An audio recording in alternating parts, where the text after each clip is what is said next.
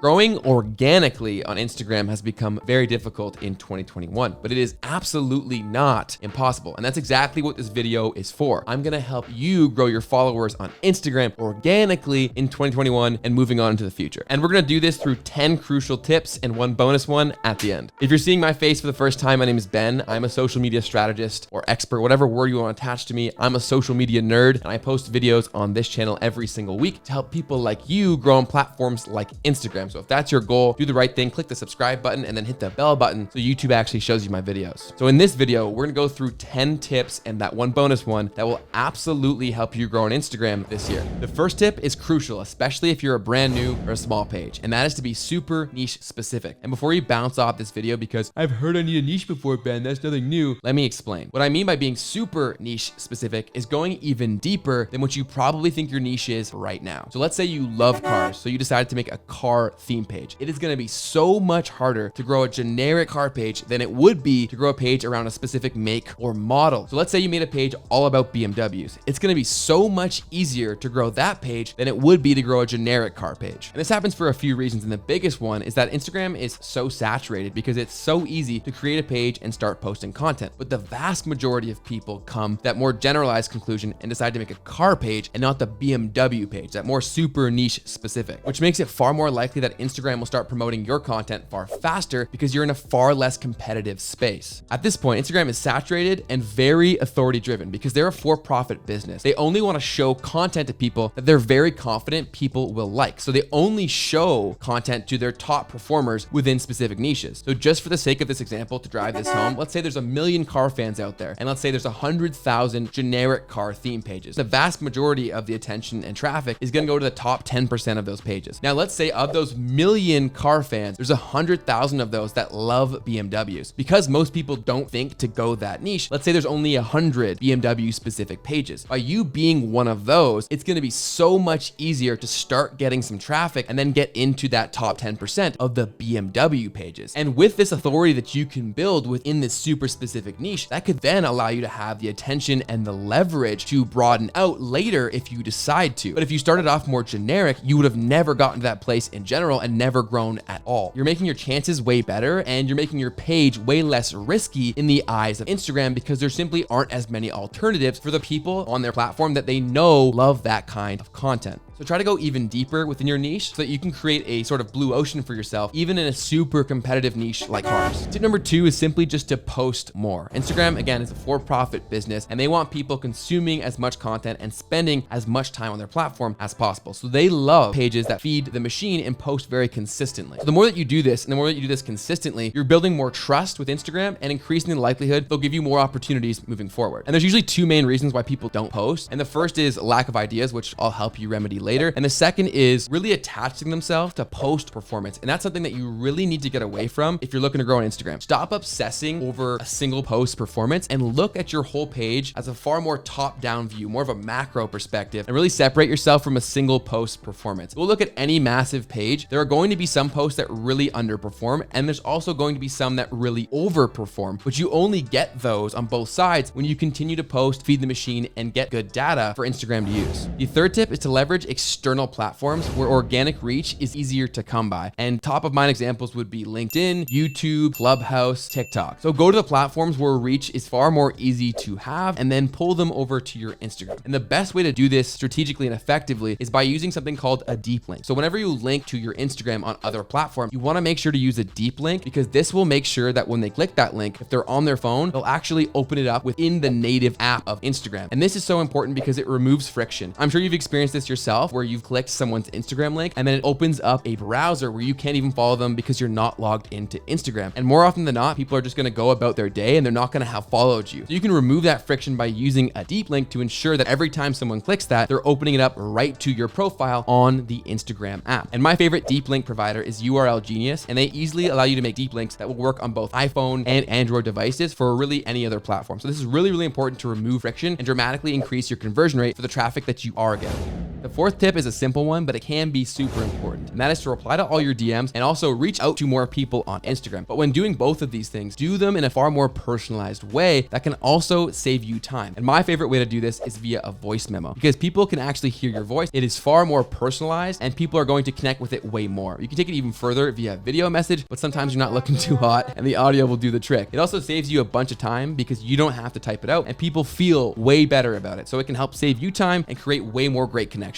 I almost exclusively reply to all my DMs like this, and people are always blown away by it because the majority of people don't reply, or if they do, it's strictly via text, which is far less personal.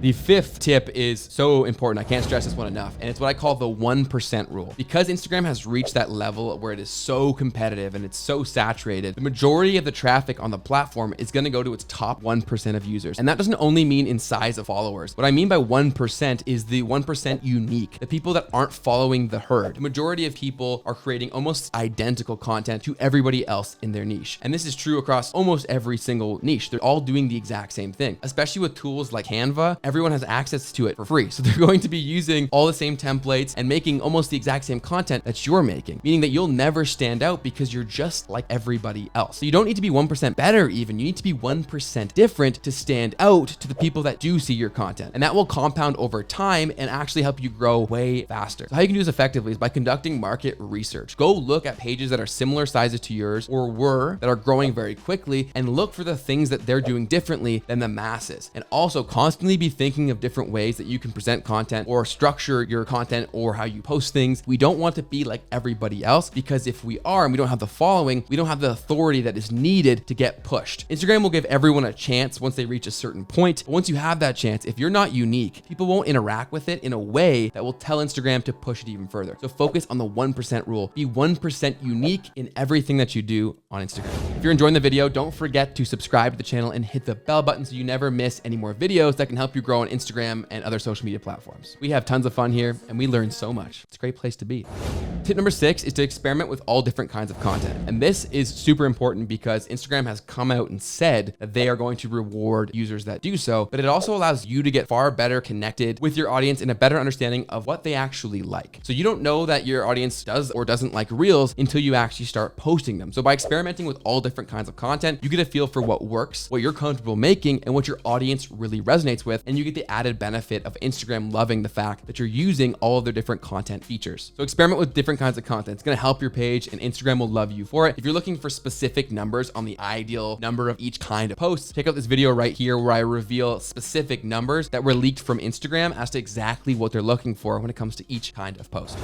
Tip number 7 is to collaborate with similar pages. And the easiest way to do this would just simply be a story shout out, but people have become very, very numb to that. So what I actually recommend doing even more is a guest post on each other's pages. This provides content for the person you're collaborating with as well as for you, and you're opening yourself up to an audience that you know will be interested in your content, and the other user is getting the exact same thing. And it's going to stand out way more because it's actually in people's feed, and they're going to give you a far better opportunity to actually connect with you. They're far more likely to read the caption and give you a chance and actually come visit your page. Because when people are on stories, they're just tapping to go to the next one more often than not. Whereas in the feed, you're just giving yourself a way better opportunity to give people a real opportunity to connect with you and see what they can expect if they were to follow you. So guest posts can be very effective. Make a list of all pages that are similar to you in content and niche, as well as in size. It's typically going to work out better, but still shoot your shot for bigger pages. But make a list of audiences that you feel would make sense and creators that you feel would make sense, and just propose the opportunity. Try to make it as much of a win-win as possible. So tell them exactly the kind of content that you would want to post to them so they can really visualize it in their mind and make it a simple yes or no so that you can move on to the next person.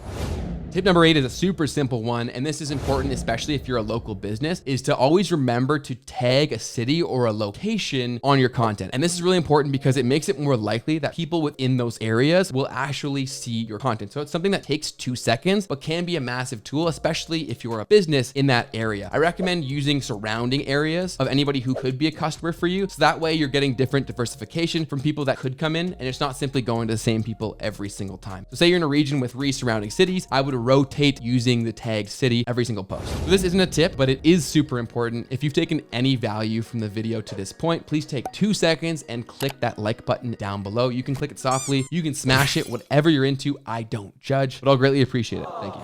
Tip number 9 is to create a consistent posting schedule for yourself. So it's really easy to say I'm going to post 2 times a day in theory, but then when it actually comes to posting, if you haven't done that before, it can be far harder to actually execute on. So I'd rather you stick with a framework that you can consistently stick to over the long haul, because Instagram has come out and said that they do reward consistency. So start with a pattern or a schedule that you know you can stick to, and over time, if you can, increase the frequency, because more is almost always going to be better as long as the content is solid. But consistency is something that Instagram has come out and said they reward. So ensure that you are in a consistent posting schedule as often as possible. Instagram will love you more for it, and we want Instagram to love us.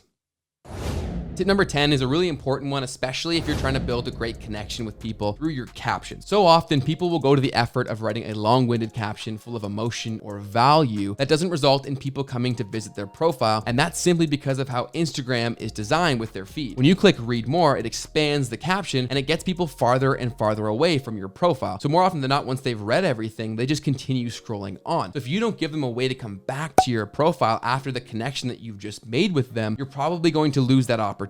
So start including your handle at the bottom of these longer captions, giving them a clear, easy way to get to your profile, making it more likely that they're going to follow you or like your other content or send you a DM or work with you. You want this traffic coming to your profile, and you get a way better chance to do that, especially in long captions, by giving them a quick, easy thing to click in your handle right there. So start doing that. It's good practice on any size caption because it's just another touch point that can get people to your profile, but it's extremely important in longer captions that get people farther away from actually coming to visit.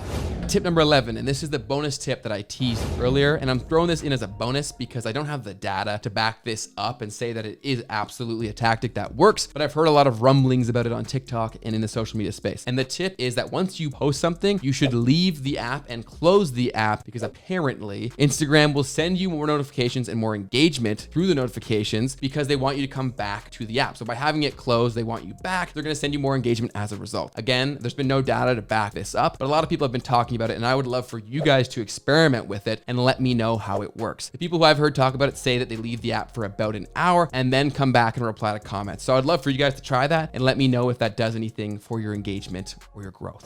If you're looking for some more help with Instagram, I've linked my free Instagram checklist in the pinned comment and the description box. Go ahead and download that completely for free, and that will give you a great framework. Set your account up for success. What was your favorite tip of the 10 that I mentioned? Let me know in the comment section down below. And don't forget to check out this video that's about to pop up, where I reveal the specific posting framework direct from Instagram that will help you grow the most. Check it out.